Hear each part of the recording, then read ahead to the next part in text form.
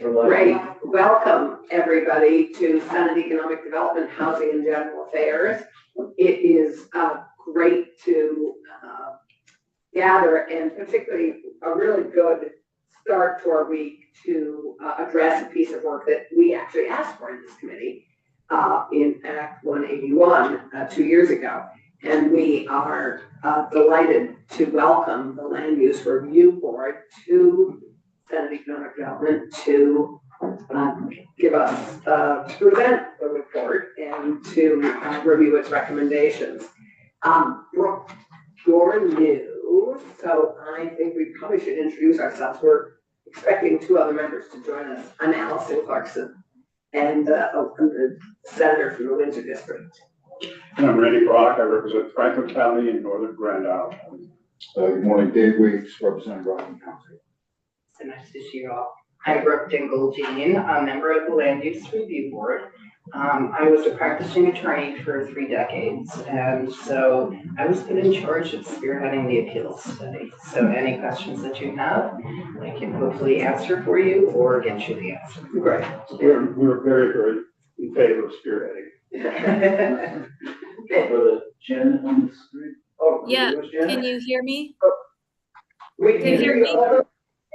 We need to work on our volume. Did we work on our volume with IT? I did. I had them come in. Let me turn the volume up again. Right, so we can hear Janet better. Okay. That's better. Okay. I'm Janet Hurley. I'm the chair of the Land Use Review Board. I am speaking to you from my office, my newly acquired office in the Asa Bloomer building in Rutland today. I live in Winhall, and before joining the board, I was at the Bennington County Regional Commission, and for many years, I was the planning director in Manchester, and I've also been a planner in Chittenden County. So that's part of my background. And let's have Pete introduce himself. Well, good morning.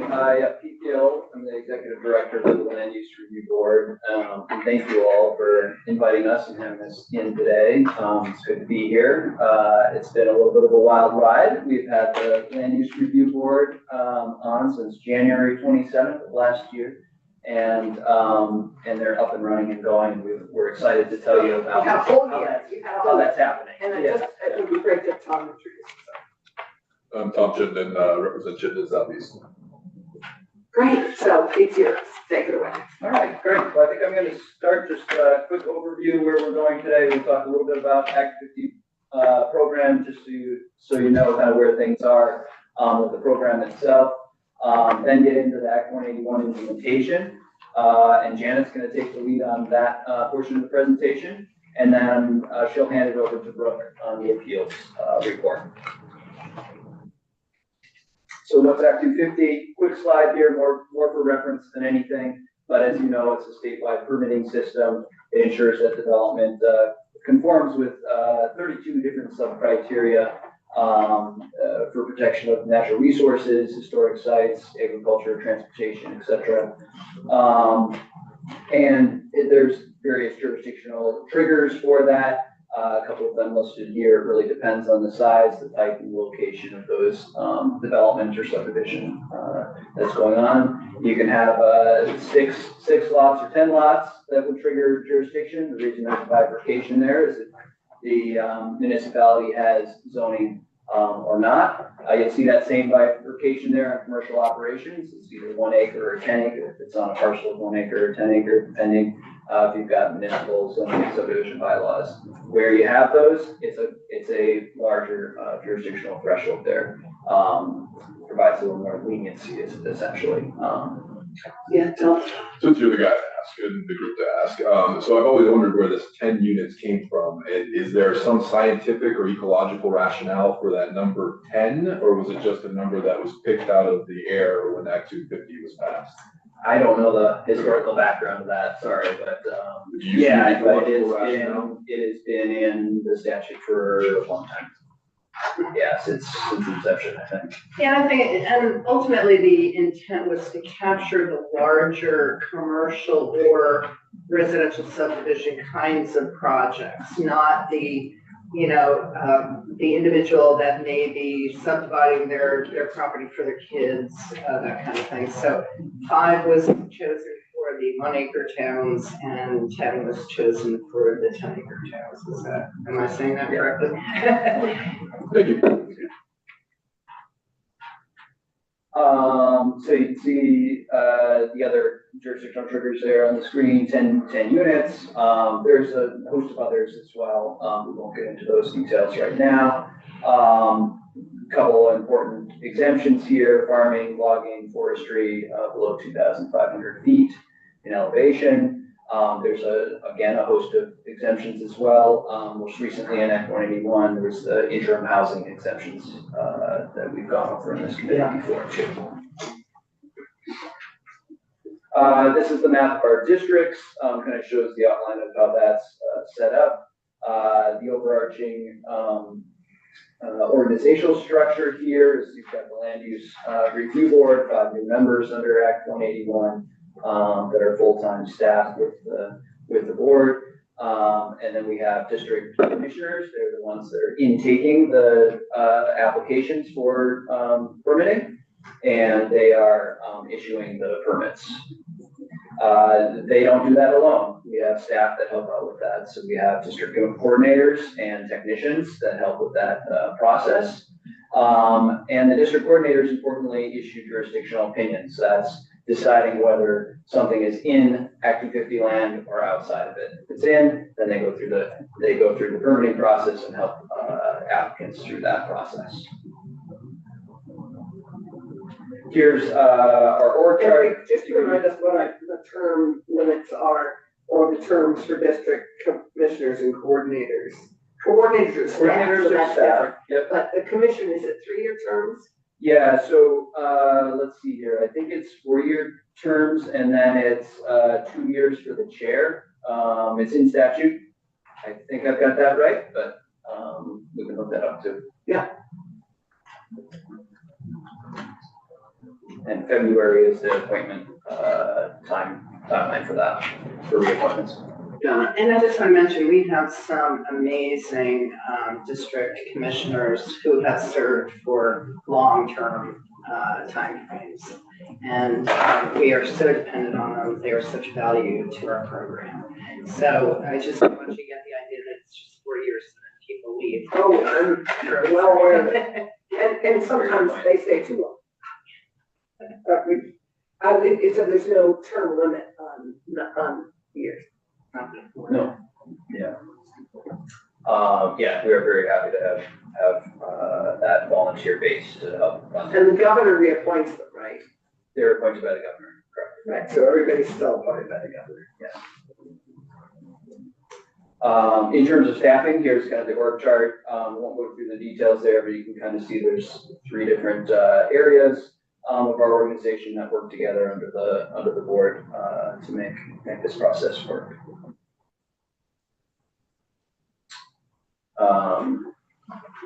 I will just, going back, sorry, I will just highlight, we had roving coordinators that were given to us through ARPA funding. And we were able to last year make those permanent positions with the program, and we are working on finishing off the last bit of ARPA funds for one of those, and then we've already appointed or hired on one of them as a permanent. So we'll have 2 more roving coordinators, which has been extremely beneficial for the program in terms of consistency of services and continuity of services throughout the districts. So this is staff, this is substantial staff. How does this compare, I mean, other than the commissioners who volunteer their time, right? Yeah, That's a volunteer job. Everybody else is, how does this compare to pre-LRB? Pre-LRB, so we are now about a mighty 34 plus or minus staff members that are running. We had a few vacancies prior to that before the LRB. And then the 5 LRB members were obviously additional. We had the previous chair, so really 4 members in that respect. And then we have, gained an attorney position, through 181 as well. As you can see Yes. that on the chart, and that's Which is great. been beneficial for rulemaking, et cetera. Yeah, Dave?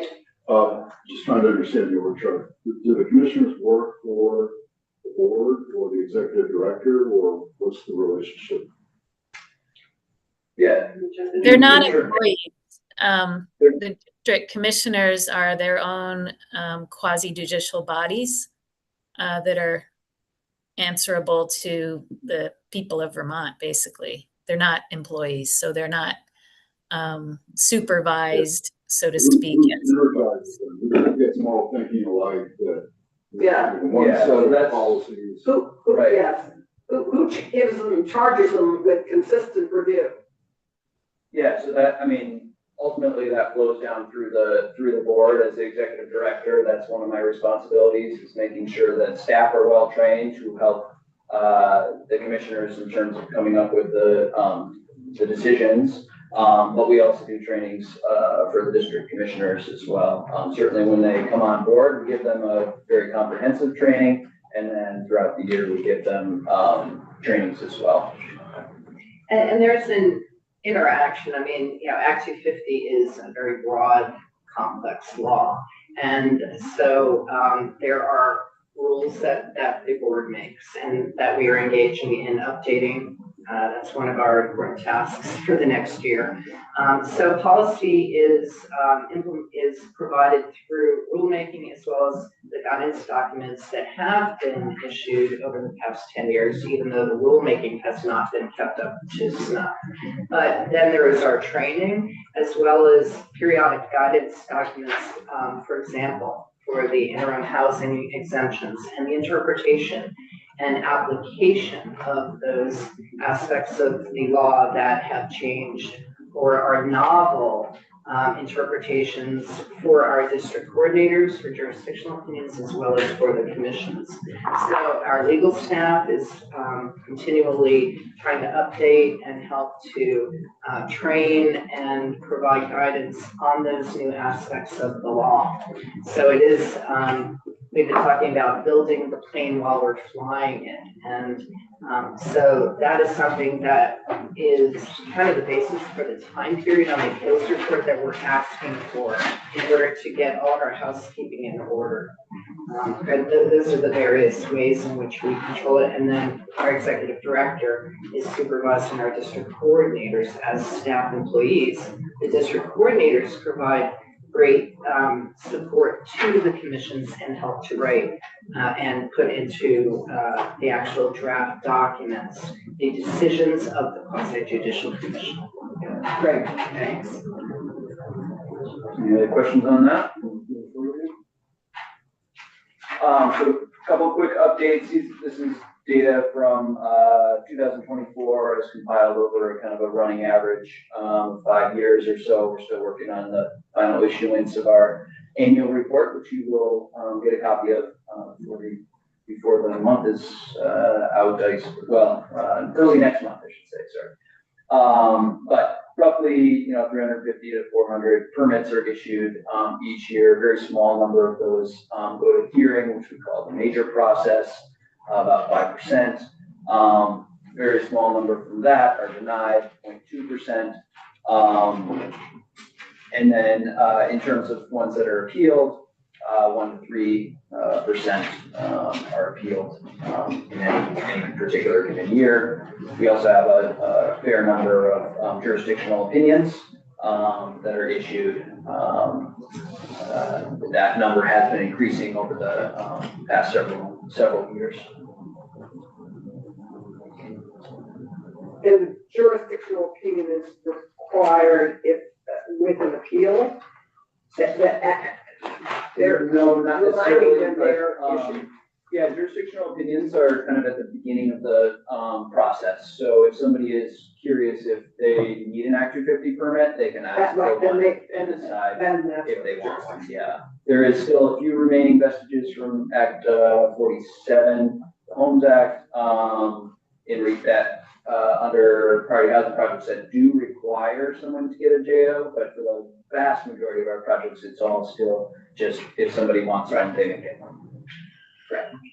Yes, I hope I'm not derailing the conversation, but whenever I see these statistics, what's always come up in my time and travels in the city council and in this role is it's not necessarily the ones that that are denied or even that go to appeals. It's the projects that are never even starting the process because they're either intimidated by or they know how rigorous the Act 250 and expensive the Act 250 process, so it has a cycling effect. Do we have any metrics or do you have any response to such a thing? And yet on that same point, I hear that current developers in Vermont like the Act 250 process because it gives them an advantage because they know how the process works and it keeps money at bay, money from investing in Vermont because they just are fearful of how rigorous, detailed, and lengthy the Act 250 process is. Do you have any response to the permits that aren't being applied for because of how fearful Act 250 can make people? It's hard data to capture that way, but I will say that, I agree, it is a comprehensive law. It's been built out that way. But I would say that, you know, in terms of those that do go through the process, these statistics, I think are promising for folks that are going through that process. I don't, undermine in any way the fear that people may have about that, but I think the statistics this way do speak for themselves that generally the participants in the process are getting to yes. yeah, the vast majority Yeah. clearly get to. My data question would be, what is the length of time? Do you have an average data on length of time that the permits take and the cost? Yeah, so minor permits are somewhere in the range of about 3 months. Major permits are 6 to 9 months. Again, I don't have the up-to-date data on that right now. Those are general numbers for you. In cost, give an average on cost. Not off the top of my head, but I'm happy to Yeah, get just, something for you. I think those are the other, I think those are the things that keep Yeah. people. And it does vary quite a bit in terms of the cost, right? It depends on the for the most, there's a number of different costs in our fee schedule under the statute. But one of the predominant ones is based on construction costs. And so it depends on what the cost of the construction I think is. David has a question. Okay, so cost has two perspectives. One is the fees they pay for their permit process. The other is to react to provide materials for the review process. Both of those are equally important. If there's any metric that could be collected, that's very valuable to us. Yeah, that's To right. impact. And we heard this issue raised repeatedly during the appeals study. I'm sure you did. Because, yeah, we were looking at the statistics of the cases that had gone through the system and, you know, how many were appealed and all of that. And the housing advocates really wanted a strong voice and to be heard on the issue of, you know, they're just not coming to build. And so that is one of the really important aspects of the recommendations to the legislature about the appeals report, because there's a third bucket, and that is how much does it cost to pay the lawyers to go through the appeals process when it is appealed. And that has to be exorbitant. Right, Janet? I just wanted to add that, you know, you all passed Act 181, which institutes areas of exemption in areas that are planned for growth. And so the idea is that we would relieve areas planned for growth of the Act 250 burden, permitting burden altogether. And so we'll talk about that a little bit in the next section of our presentation. Great, Greg. You may have covered some of this while I was out in the other meeting in the hall. But the underlying question I hear so often is, why does it take so long? And what are you doing to make it not take so long? Which part of the process? Because I just asked The overall process. Do you want me to start with? let me let you- Because I also know we only have an hour, so I want to make sure we get through your whole presentation. So let me be succinct about it. In terms of the permitting process, I will say that we are fairly flexible in terms of the applicant's needs and the parties' needs in the process. So if they're, and I'm happy to come back and talk more about this, but there's oftentimes, I was just reviewing a case the other day that it took about 4 months where we had issued incomplete letter and said, you know, you haven't gotten us everything that we need. It took 4 months for them to come back with that information before we could continue that process. So when you take that 4 months out, it really collapsed the time frame, right? And so one thing that we're doing about that, and I'll get to that actually, if you don't mind, I'll just go right to the next slide here with that, is you can see that third bullet there. David, did you have something on the statistics before we leave? I do. Before we get into a whole new conversation area, I'm curious. So, from a LCAR perspective, the rules writing perspective, there's always in the packages which are submitted to LCAR economic impact, positive or negative. I'm curious because it's not covered as one of the key synergies in your efforts. Is economic impact positive or negative addressed during the review process to give it a leg up or weaken it? Yeah, there is criteria on economic impact within the analysis of it. So there's, as I said, there's 32 criteria, and there is review of economic impacts in that process. Okay, good, thank you. Right, okay, let's keep moving. So yeah, to return kind of to Senator Brock's question and get to that third bullet point there, we are launching a new application form in January, and I don't want anybody to be misgiven about this. It is comprehensive, as I said before, but one of the ideas there is that we had looked back at incomplete letters, for instance, from previous applications and said, what is some of the common themes that are being done? How can we highlight that in our application process so we don't have that 4-month delay, so we don't have those delays? And that's one of the things that we're focusing on, getting, you know, that better guidance for applicants, making those applications more complete on the front end so that the process itself moves more smoothly as we go And along. do you believe that the new application form and format will, A, get things done faster, and B, will not cost any more than the old process? Or are you adding things that will make it even more complex in order to get the kind of completeness that you're looking for and haven't been getting? I think it's, the idea is to make it as complete on the front end as possible. And yes, there may be some added complexity to that. There could be some added cost to that. But the bottom line is that rather than waiting for that complexity and cost to be added later, it's happening at the front end, getting things moving more complete, that it can go through the process more. As we talk about time, there's an issue that always comes up, and that is the time for the entire permit process includes, it seems, the time for the permitting agency to review what you've submitted and to have certain people go and inspect and look at, but doesn't count the time that it takes to get ready to go through this in the first place. And so what is a process of 6 to 9 months is a process of a year and a half. Is that something that you are aware of and are trying to do something about? Well, one thing we do is we always encourage folks to come in for a pre-application process because, again, front loading that will be very beneficial for them in the long run, making that process go through. And I understand, you know, there are projects where you're testing things out and trying to understand what is feasible and not feasible and which direction you want to go. So we do always encourage our staff, district coordinators, to reach out to folks and encourage them to come in for a pre-application meeting because that can be really helpful to get the parties to the table. Great, and I'm gonna encourage us, given we have 35 minutes left, I'm gonna encourage you to keep going. Great. I will just leave this slide with you. These are some ongoing projects that the organization has been working on. So you can have electronic filing, which is great. Yep. So that again is very helpful for folks that are in the public and applicants and certainly our own staff as well. We've got, as I mentioned before, our expanded capacity with our roving coordinators. We're looking forward to having them on full time.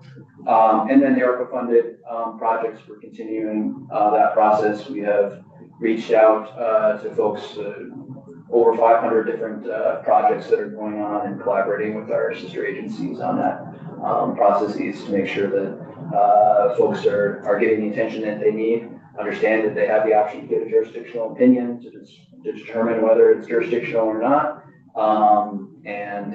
We've just hit the 100 permit mark the other day, so Right. we're on good target there. So with that, unless there's anything else on that kind of updates, I'll turn it over to Janet for status report on Act 181. Right.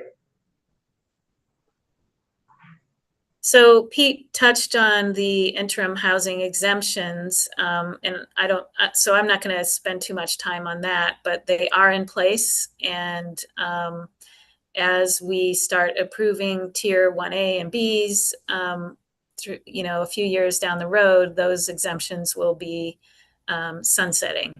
Part of what. Sorry, Janet, the limited sunset is 27 or 28? It's both. Yeah, that's what I thought. Just remind us when the is. It depends on the particular exemption. Senator Yeah, Clarkson, I couldn't hear what you asked. Could you repeat that? Pete answered it a bit. I just said we had sunset dates, and when are the sunsets? And I thought it was 27, and we extended them. Yeah. Oh, wait, 9 27. or 30. Yeah. In any case, I'm sorry I'm not there today. I was in Montpelier on Thursday and Friday, and then had to be in Rutland this morning. So if people have questions, I'm going to have to let Pete and Brooke field them, because I can't, I see you as tiny little people on my screen. When those deadlines came in line, I remember wanting them to be extended. I feel like they've been working. Do you all have any comments or positions on whether or not we were to extend these exemptions for another 2 to 3 years to continue to allow them to do what they've been doing? Well, I think what will happen is, if you let me go through the regional planning future land use map areas, those will be in effect after the end of this year. And so insofar as each of the municipalities involved has opted in for the tier 1B, you'll see those housing exemptions in effect based on these new Act 181 compliant regional plans across the state. So the idea is, I think, that the legislature understood with this new tier jurisdiction with exemptions in tier 1A and tier 1B areas, that it would be okay to sunset those interim exemptions. Right. Sorry, we should let you keep going, because it's a little more awkward with you. Okay. So Right.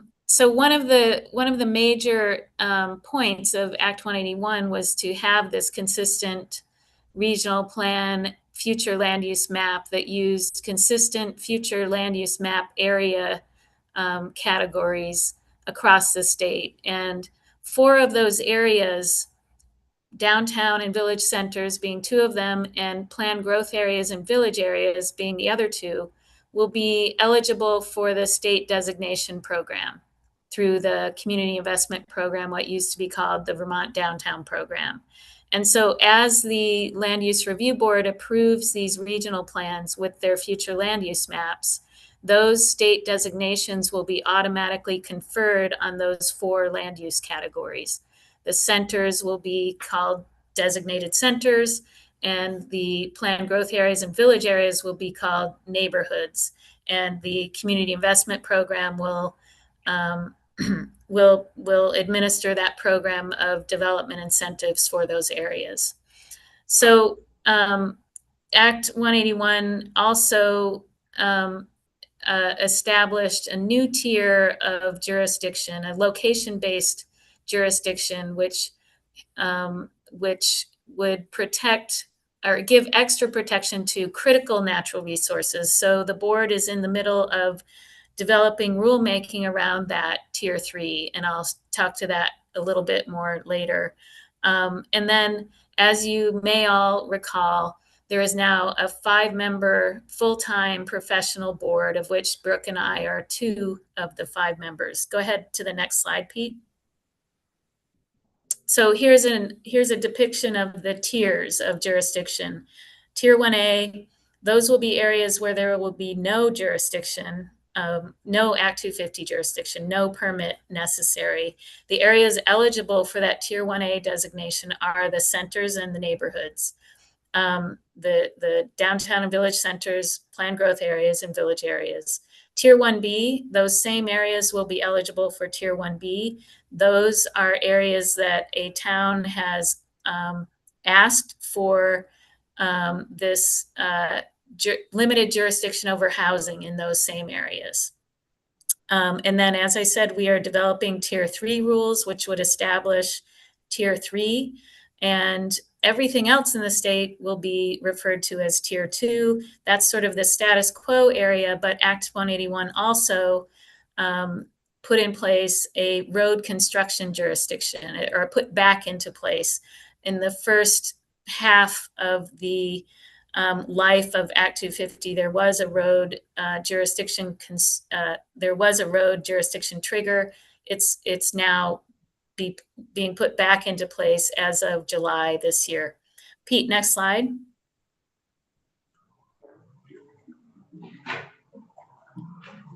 Working on it, yeah. Oh, okay. And Tier 3 is supposed to be a very small area of the state, really focused on critical natural resources. It is not an area where there will be no jurisdiction. It will just require a permit based on the presence of what are going to be defined as critical natural resources. So part of why we're here today is that we have asked as a board for extensions to some of the Act 181 deadlines. We have asked for an extension to the rules submission to LCAR on the Tier 3, and that's because we really, really needed more time for public input and public outreach to get to an appropriate final rule before submitting to LCAR. So instead of submitting in February, we're asking that we submit in September. It will not affect the effective date of Tier 3, which is December 31st, 2026. We were also to report on the Tier 2 area by February 15th. We're also asking for an extension to September 30th on that. And we are anticipating, I did send an official memo to the chairs, including Senator Clarkson, on our request for extensions on those first two. I anticipate that I will be sending you another on the Criterion 8C. And for the same reason that we need this extension for Tier 3, we need it for Criterion 8C and the rulemaking on that to make sure that we have enough time for public engagement on the development of those rules. So go ahead. We granted those extensions, so you now have those extensions. You granted them on the condition that we come in and talk to you about them. So here we are. So fulfilling that last little requirement. Senator, thanks.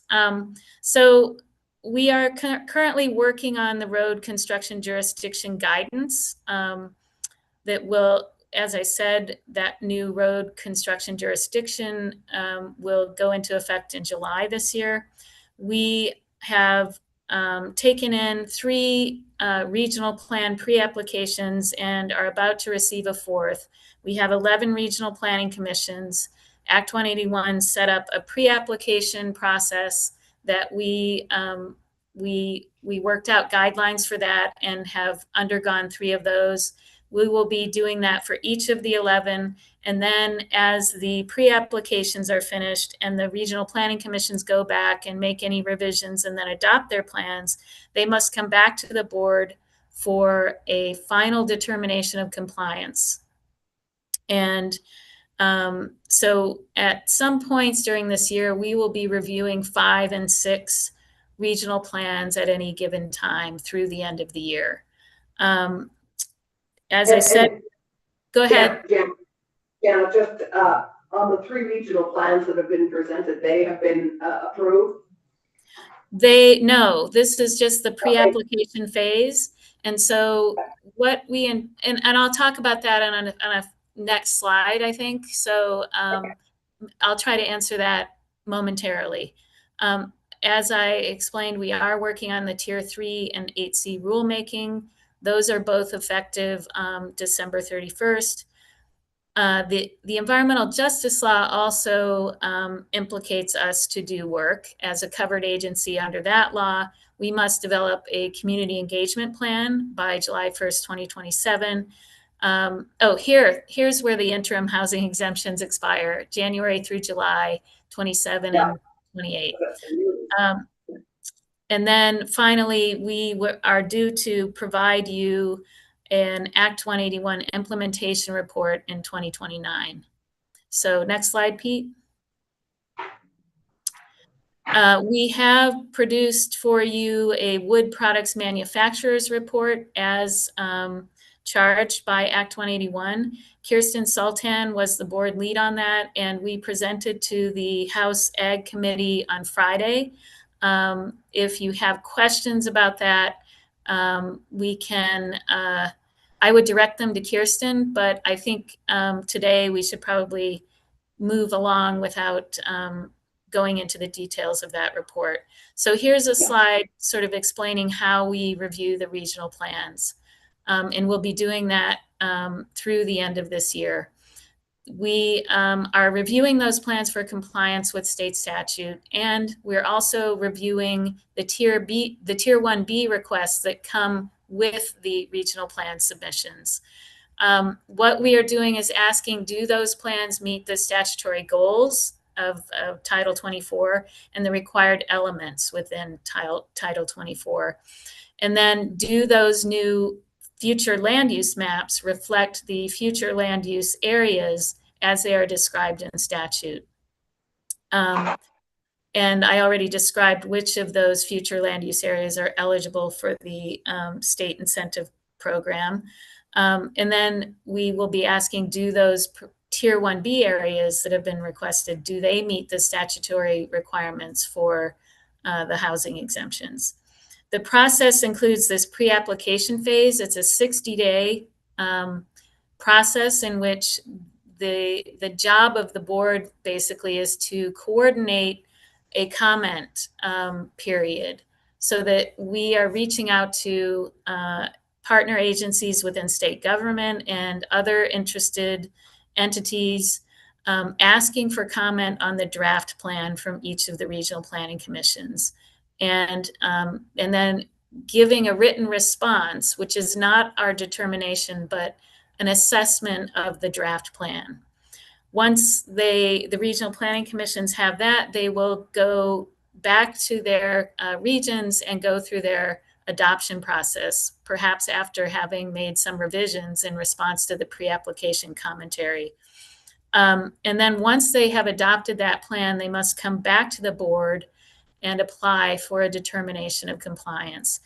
In that capacity, we are a quasi-judicial body, and we will be holding a hearing and issuing findings of fact and conclusions of law, and basically doing the same assessment as with the pre-application, but in a more formal process that will end up with a determination of whether that plan is compliant with statute. Once we have determined a plan compliant, as I said, those Tier 1B statuses will go into effect and the state designations will go into effect. Pete, go ahead to the next. Here is a depiction of our map viewer that we are using as we review these plans. So the regional planning commissions will, and in this case, you see a little bit of Chittenden County and then Grand Isle and Franklin County. And this is a depiction of their future land use map. And in this map viewer, we can turn various data layers on and off to assess whether the boundaries that are being proposed are in a line with the descriptions of each of these different future land use map categories. I'll just note that digital infrastructure funds that you all appropriated last year were in part helpful to create these maps. Right, and they're really essential for us to be able to take a really studied look at what is being proposed for those maps. And then the other aspect of the tiers is once a regional plan is approved, a municipality can come to the board and apply for Tier 1A status. The Tier 1B, as you recall, is for limited housing exemptions for projects with up to 50 units. Tier 1A is an exemption from Act 250 altogether, and municipalities are the applicants in that case. We adopted guidance on Tier 1A application and review in December, and we expect to start seeing applications probably in the late spring. Sarah Hadd is the lead on our Tier 1A work, and you can direct questions to Sarah. And I mean, I want to get to the recommendations in the report just because we have such a little time left. We'll obviously have you back because, as you know, there's much response to this report and the recommendations. But I am hearing that we have fewer than anticipated numbers of 1As and 1Bs applying. So this is concerning. I think that's a concern for us. Anyway, so yeah. And we'll see in the end. It's still pretty early in the process to know. Yeah, I agree. But you're right. I've heard that too, Senator, that there are municipalities that are saying, we're going to wait and see. So Tier 3, we are, Alex Weinhagen is the board lead on this. And I think I'm going to, just keep moving here because we are low on time. And I do want to let Brooke discuss the appeals study for the most part. So go ahead to the next slide, Pete. The Tier 2 reporting, this is the charge basically, that we would be addressing fragmentation of rural and working lands while allowing for development in this largest sort of tier of the state, Tier 2. We would be also specifically looking at primary ag soils, whether criterion 9L is effective in avoiding sprawl and strip development. And we will be reporting on one aspect of that charge this year still by February 15th to the Ag Committee, the Ag and Forestry Committees. They want to hear from us on the recommendations that we may have for accessory on-farm businesses. Kirsten and Sarah are the leads on that. Go ahead, Senator. Right. No, I mean, as you know, we've been needing resolution on that for a while. Yeah. So, okay, great. The road construction jurisdiction trigger, as I said, will be going into effect in July. Kirsten and Sarah are working on guidelines for that. At this point, we are drafting guidance. It could be that in future years, we might go through the rulemaking process to establish rules on the road construction jurisdictional trigger.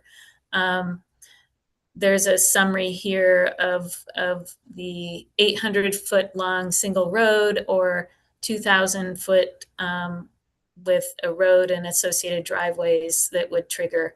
The purpose is, it's important to note of that new road construction jurisdiction rule is to encourage clustered subdivision and development that doesn't fragment Tier 2 and 3 areas. And we will keep that in mind as we develop the guidance in this in the next few months. Criterion 8C is to prevent habitat fragmentation in the face of sprawl and protect wildlife travel corridors between larger habitat blocks in the face of climate change. So Alex Weinhagen and Kirsten Sultan are the leads on our rulemaking effort there.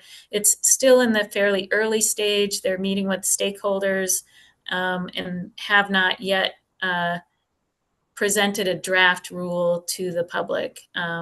So that's where we are on that. And next slide is, I'm going to turn it over to Brooke. If you have any quick questions on the rest of the Act 181 implementation before Brooke starts, but I do think you do want to hear from Brooke first. So Also, we'll be going through some of this again with Ellen Czerkowski, our legislative counsel, on Friday. So I would encourage you to focus on the appeals report right now.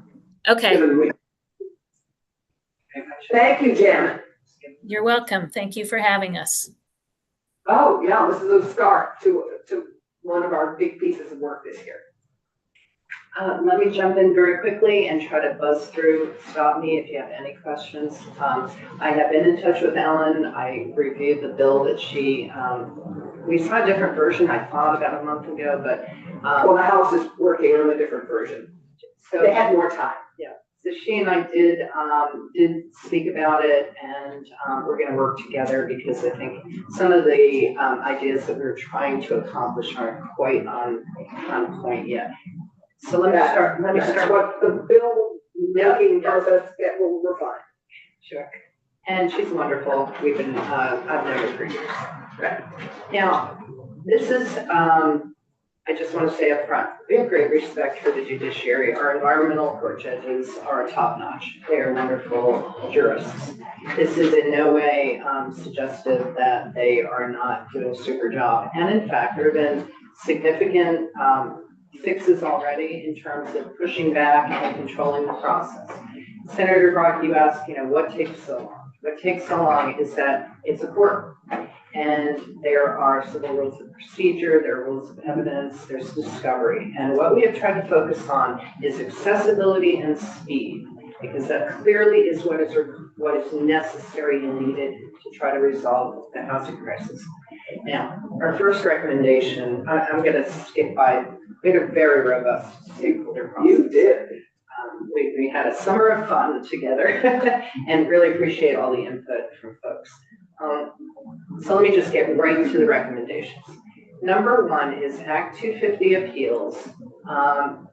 Originally were reviewed on appeal by the environmental board, and then it was replaced for the last 20 years by the court. We are proposing, for policy reasons, for consistency reasons, to take back those appeals. There are a small number of them, 15 at most.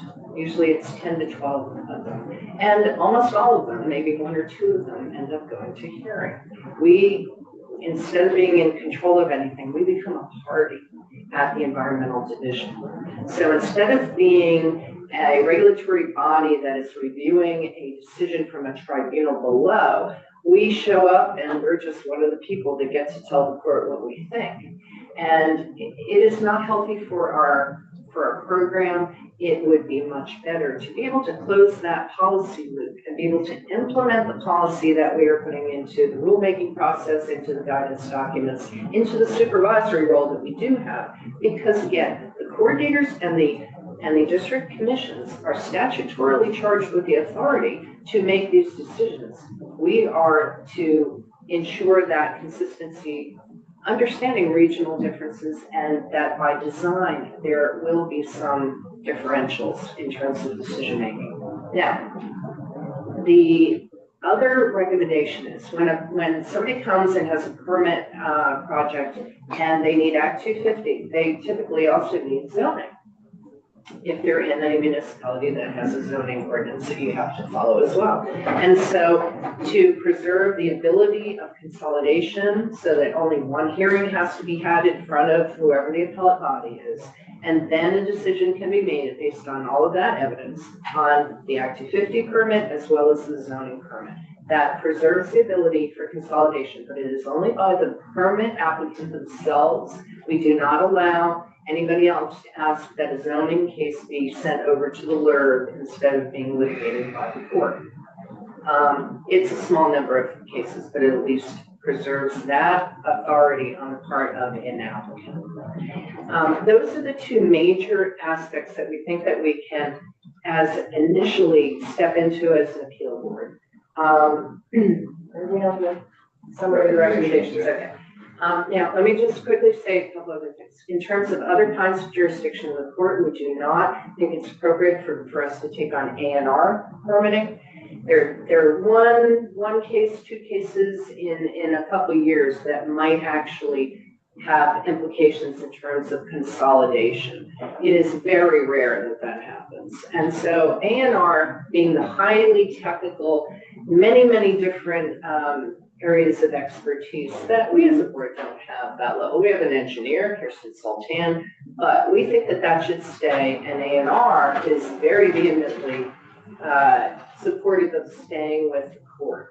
So A&R, we have set aside, everyone's in agreement that that should stay with the court. The other issue that we believe should stay with the court are all enforcement cases, when somebody either should have gotten a permit and they have developed without one, or they're, for example, violating the conditions of their permit. We become the prosecutor, and we want to be able to continue to go to the court to be the trustee that can decide if there's a fine, impose, that kind of thing. So we think that the court staying as it is very important. Now, right now, going beyond that to talk about zoning is a very challenging area to try to make recommendations at, because we do not know what's going to happen to the volume of permits, either Act 250 or zoning. For example, will there be more appeals if there's no Act 250 jurisdiction in a Tier 1A area? They're still going to have to go through zoning. And one of the reasons why we are taking away and eliminating Act 250 jurisdiction is because the municipality has sufficient resources and documents and regulatory control over permitting sufficient such that Act 250 can disappear. So I have some concerns about transferring to the board. If you are the entity that issues a ruling, why would the appeal go back to you, and why would it not, like the other cases, go to an impartial adjudicator of the law, being the courts? I can't see why you would do anything other than reinforce your previous ruling. So I'm struggling with that first recommendation. Sure. We are not the decision maker. By statute, the district commissions make that determination for permits. Okay, they're the authority. And they are assisted, they sit as a quasi-judicial board, and they have, like a zoning board would have a zoning hearing. And they would make a decision on Act 250.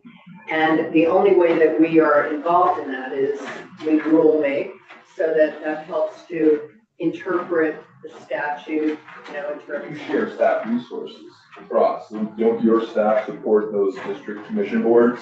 So there is one entity that you're all sharing and pooling intelligence and expertise. Right, so we do have 3 lawyers, and those lawyers are available. If the district commissions or the coordinators need assistance, they will go and ask the lawyers for help and, research whatever they need. Now, in the board model that we have proposed as a result of the appeal study, we have built in firewalls that will create that lawyer, if they were involved in helping the district commission with a decision. And it's not a usual thing. I don't think it happens.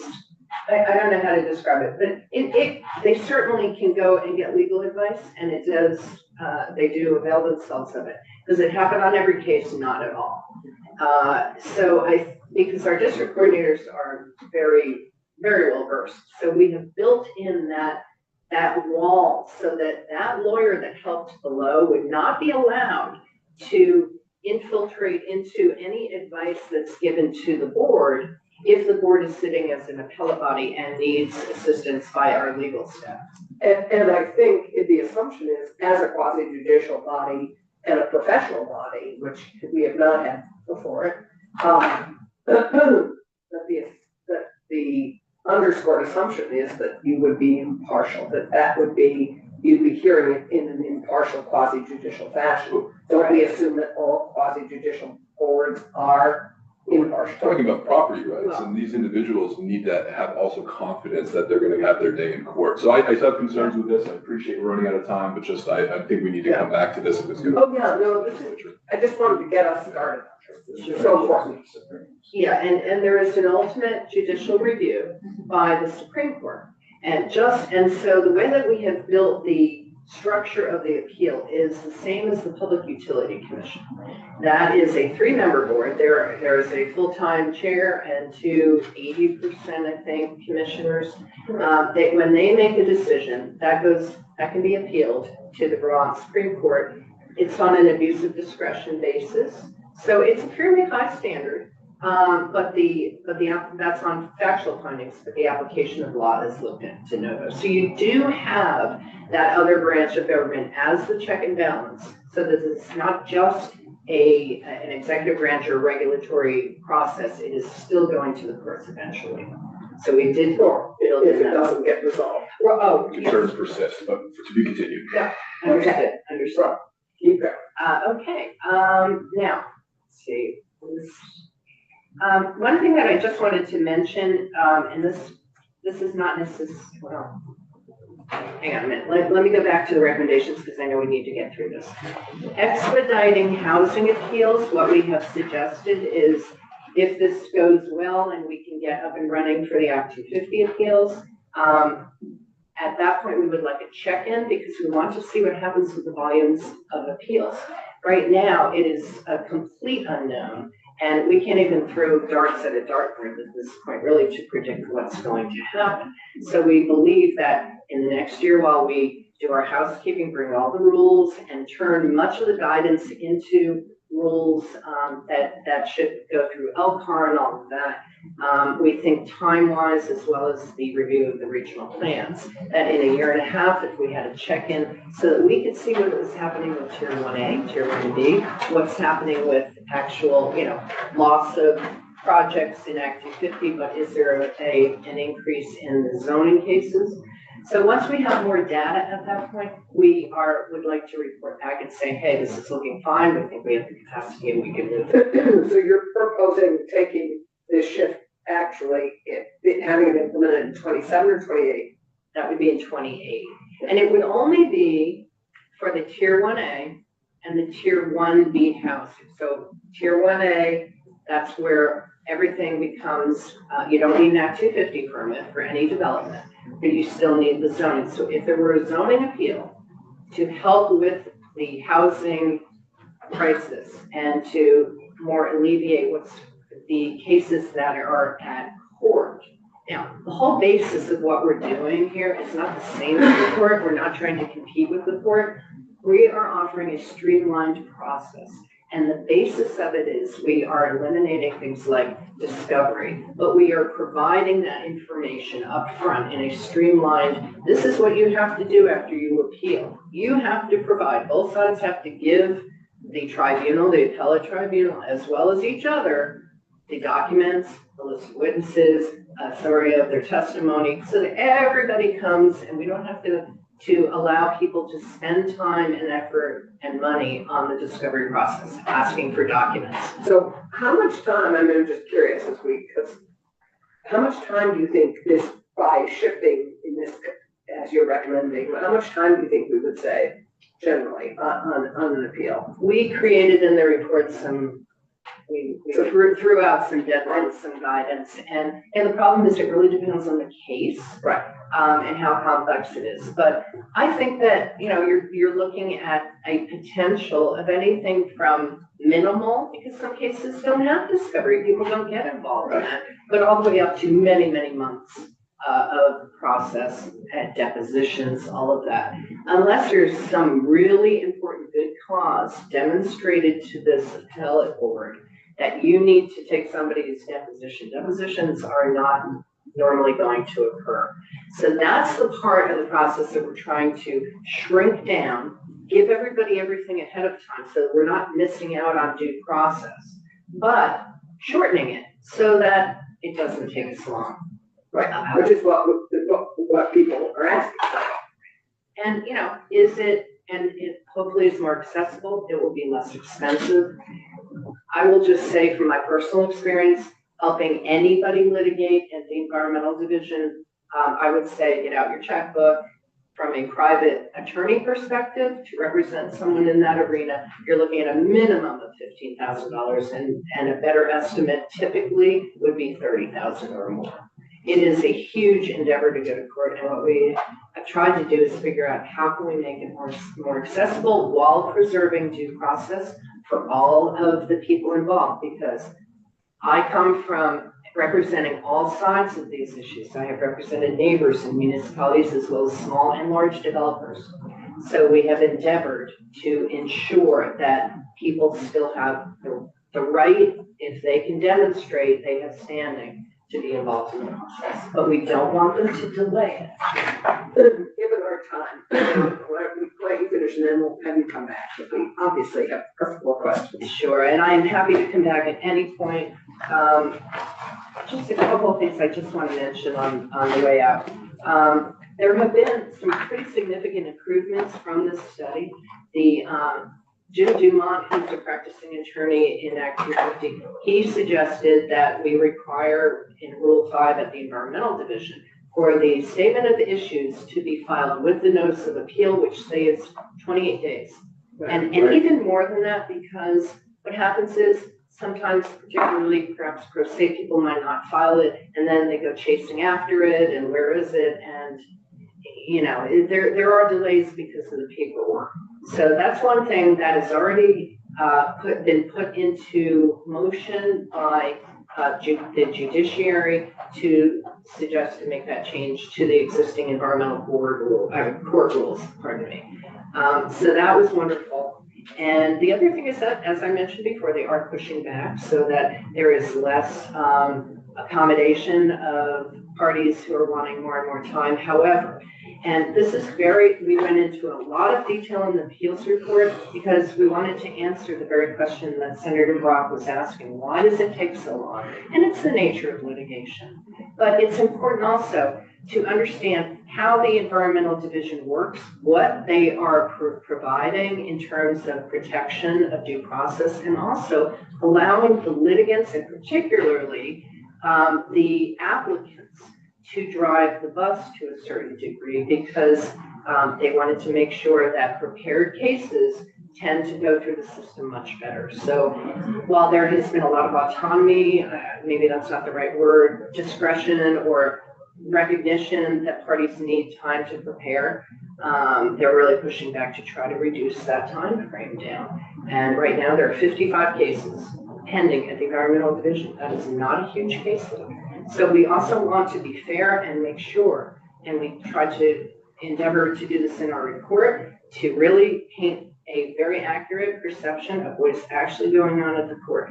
This is about choosing a different option, choosing something that is not designed as an adversarial system. That is what litigation is. And that is sort of what permitting now has been turned into, in my opinion, personally, because now we are fighting over it, but we're fighting over it in a court of law instead of looking at it as an administrative process. So that your recommendations, I would just sort of sum under less adversarial, saves time, saves money, and sort of in some ways, I think what I appreciated you saying is you're implementing a policy that you already oversee and ensure consistency in some of those rulings, which at its best. The difference is a law trained judge, which is wonderful. They're great judges, but as opposed to 5 people collectively with different perspectives, different geographical regions that they come from, coming together and making a permitting decision that often involves what are the best conditions. We have an engineer, we have planners, we have an Act 250 attorney, we have an Act 250 former district coordinator, and the process of collaboratively approaching how does this work best for an applicant and to protect neighbors. It's just a different group making a decision, getting to the same goal, but it is hopefully less adversarial, more accessible, and more streamlined, hopefully resulting in shorter time and less money. Thank you. Well, we will have you back because this is a big discussion, and as you know, we have lots of questions and lots of concerns, but I just want to say thank you. I think all of us appreciate the work having taken this on and doing the really tough work of listening to everybody and then trying to figure out a path forward on one of the things we really desperately wanted to make some progress on. So I'm very grateful that you've done that and you've given us something to work with, which is great. And we obviously will hear from many different sides of it. And as you know, the House is working to build on your recommendations, they're also working. So thank you very much. More to follow, but we really appreciate you getting us launched into this discussion. Thank you very much for your work. Appreciate it.